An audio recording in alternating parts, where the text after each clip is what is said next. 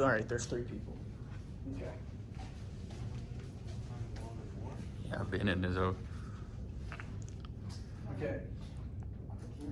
Everything good? Yeah. Okay. Adrian looks raw from here.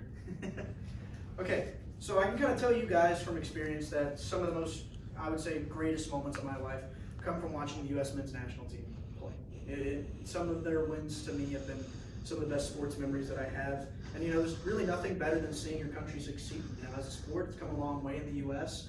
We're the most spending country on our youth sports, on our youth soccer, excuse me, compared to anyone else in the world. And that's really due to just the increasing success we've had in the last few years. So before I get going, there's 3 main points that I'm going to touch on. Just kind of the long stretch of meh that I would call it up until 1994. And then whenever we get over that hump in 1994 and into the new golden age of American soccer.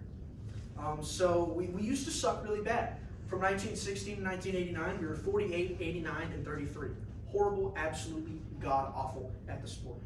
We held a few big wins, Belgium, Poland, and Mexico, 1, 2, and 2 respectively, and a big defeat, which is considered to be one of the best in the sport, against England in the 1950 World Cup. Up until then, a bunch of mediocre results. Silver and bronze in the 1904 Olympics. Our first Gold Cup in 1985, and where we would go on to get second in 1989 and 1993. Not bad at all when you get second in a big cup, but kind of pretty bad in terms of what we're supposed to be. And we ended up winning our first in 1991. The FIFA Confederations Cup, we ended up getting third in 1992. Our first Copa America we got invited to, where we ended up getting eliminated in the group stage, meaning we didn't get to the playoff version of the tournament. And we got third in the 1930 World Cup. We hit the round of 16 in 1934, and we didn't qualify from 1954 to 1986, which, as a big superpower country, you know, you kind of don't want to see that out of your soccer team. You know, your first stars started to come out at this time: Eric Wynalda, Brian McBride, Joe Max Moore. You've got other great players like Ernie Stewart and Marcelo Balboa, who became not really faces of soccer internationally, but faces of soccer to Americans, which was still a pretty big deal.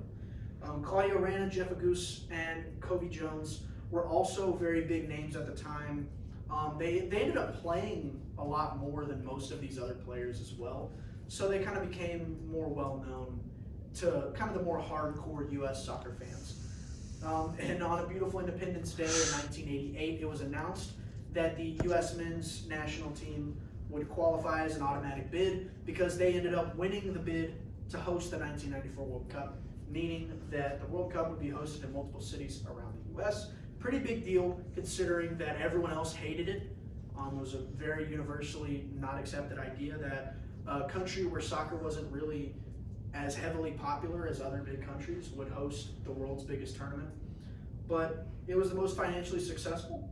3,587,538 people ended up coming. Huge numbers.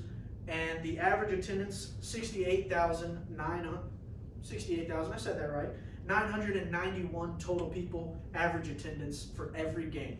These were records from 1994 that would stand until 2018 in the World Cup that was hosted in Russia, which still very good that they lasted that long. And it's still the most financially successful in terms of money spent in getting the event kind of underway and furnished and all that fun stuff into the amount of revenue that was brought in for the event as a whole.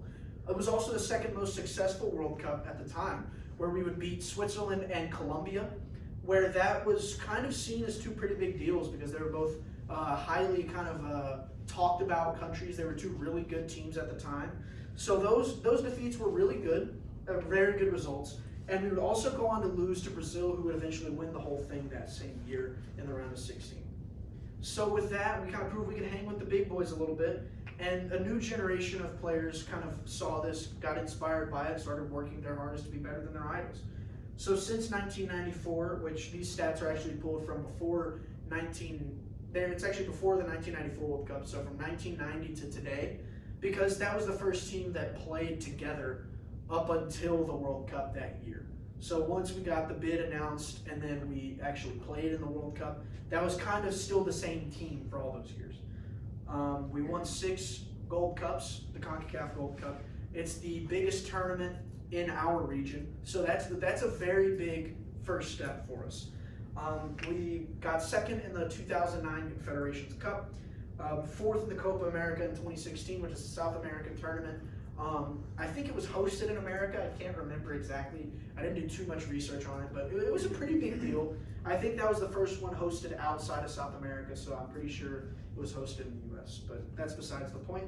And quarterfinals in 2002 in the World Cup of that same year, and we won the inaugural Nations League in 2019.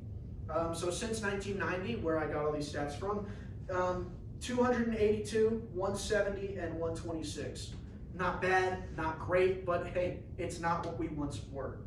So Clint Dempsey, Landon Donovan, Tim Howard are going to become kind of the faces of U.S. soccer at this time, along with Josie Altidore, Claudio Reyna, Michael Bradley, and Kobe Jones.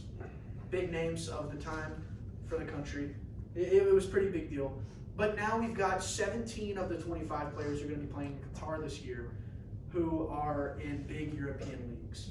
And this is showing great development of young talent. And we've got 5 players in the Premier League, which is the biggest club league in the world. So absolutely huge. These players are actually seeing pretty good playing time. So it's really good for the future of the sport and for the future of the sport in this country. For those kids who kind of want to be those next players who play in big club leagues. So we still got a lot of work to do in closing. And in such a short time, what we've done is still so impressive to me that it can't be much further until we actually achieve World Cup, I guess, success, I guess, would be the word that I'm looking for.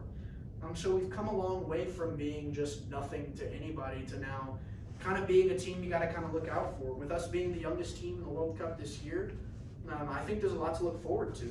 I mean, we were really bad. We had a big turnaround in the 90s, but, you know, we've got new big stars coming up, and we've developed great young talent that are getting shipped off to Europe who are eventually going to take the place of the big stars that we have now who are hopefully going to be a lot better.